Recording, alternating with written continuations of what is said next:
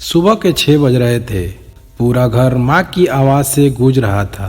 कभी रसोई में बर्तनों की खनक, कभी प्रेशर कुकर की सीटी, तो कभी बेटे को आवाज, आर्यन उठ बेटा, नहीं तो देर हो जाएगी कॉलेज जाने के लिए। आर्यन बिस्तर में करवट बदलता हुआ बोला, माँ 5 मिनट और सोने दो। माँ मुस्कुराई और बोली, 5 मिनट ऐसे ही निकल जाते हैं बेटा, जिंदगी भी निकल जाती है। वो बोलते बोलते फिर काम में लग गई।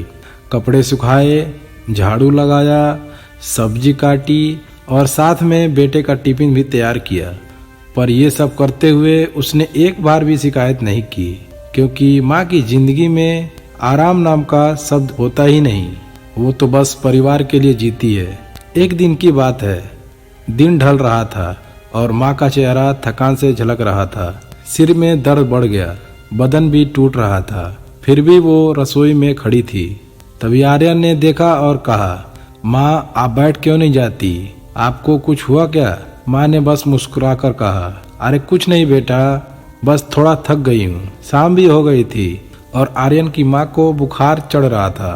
तभी आर्यन ने डॉक्टर को बुलाया और अपनी माँ को डॉक्टर से दिखाया। डॉक्टर ने कहा, कुछ दिन आराम करने की जरूरत है, घर का काम फिलहाल मत कीजिए। माँ ने हाँ में सिर मिलाया। फिर आर्यन बोला, आप चिंता मत करो माँ, आज से मैं घर का सब काम करूँगा। माँ ने हल्के से मुस्कुराकर कहा, ठीक है बेटा, आज देखती हूँ तुम कैसे एक दिन संभालते हो। अगले दिन सुबह 6 बजे अलार्म बजा, लेकिन आर्यन ने उठने में ही 15 मिनट लगा दिए। जब तक उठा सूरज सिर पर था। रसोई में गया तो सब्जियां कटी नहीं थी, बर्तन गंदे पड़े थे और कपड़े भी धुले नहीं थे। आर्यन ने यह सब देखकर बोला, उफ, माँ रोज इतना काम कैसे करती है। फिर उसने चाय बनाने की कोशिश की। दूध उबल गया, टोस्ट भी जल गया, रसोई धुएं से भर गई। बर्तन धोने लगा तो फिसल गया और झाग पूरे फर्श पर फैल गया। पोछा लगाते लगाते पीठ दर्द करने लगी। अब आर्यन को हर काम में ऐसा लग रहा था कि मानो कोई पहाड़ चढ़ रहा हो। जिस माँ को वो समझता था बस घर में रहकर आराम करती है, आर्यन को अब समझ आया वो हर दिन एक जंग लड़ती है। दोपहर का समय हो गया था। तभी आर्यन का दम फूलने लगा, वो पसीने से भीग गया था। फिर आर्यन ने सोचा, अब खाना बना लूं।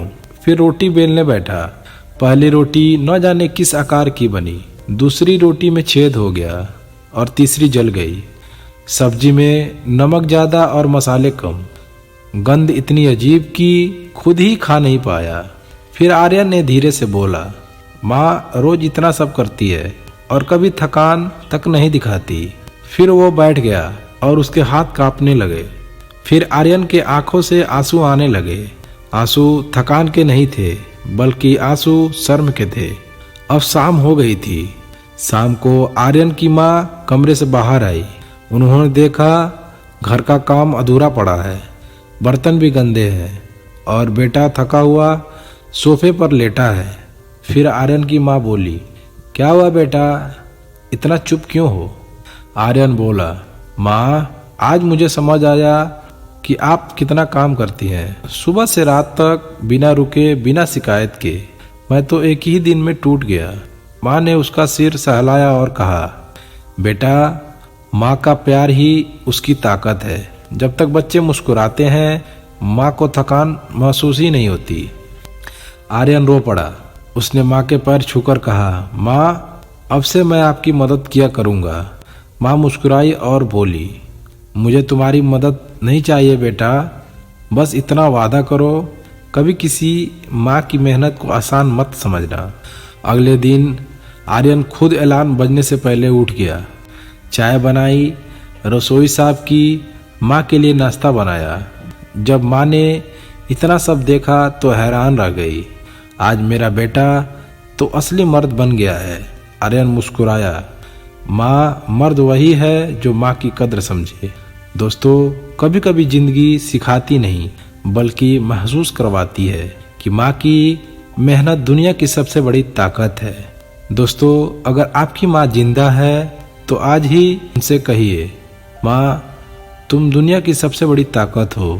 क्योंकि जब माँ मुस्कुराती है तो भगवान भी कहता है, देखो आज धरती पर मेरी सबसे खूबसूरत रचना मुस्कुरा रही है।